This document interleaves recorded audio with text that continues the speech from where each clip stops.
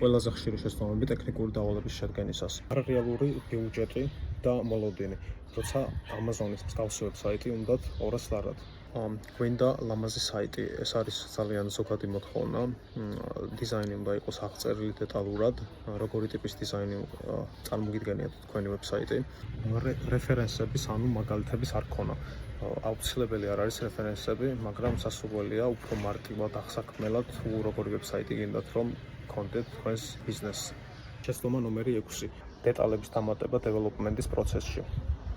დოკუმენტში არ წერია წინასწარ, მაგრამ შემდეგ დეველოპმენტის პროცესში დეტალების დამატება იწვევს სირთულეებს და ყოველთვის აწვირებს პროექტს. შეცდომა ნომერი 7. როცა decision maker-ი არ არის ერთი ადამიანი და ყოველ კომუნიკაციის ყოველ ჯერზე იცვლება მოთხოვნები. შეცდომა ნომერი 8. პლატფორმის წინასწარ უგულოველყოფა.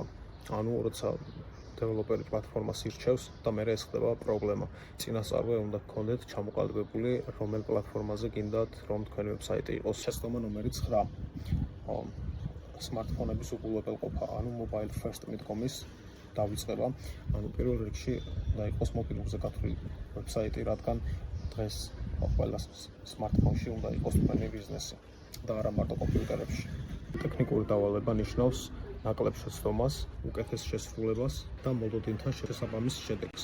და ბოლოს გამოიწერეთ გვერდი მეტი საინტერესო ინფორმაციისთვის.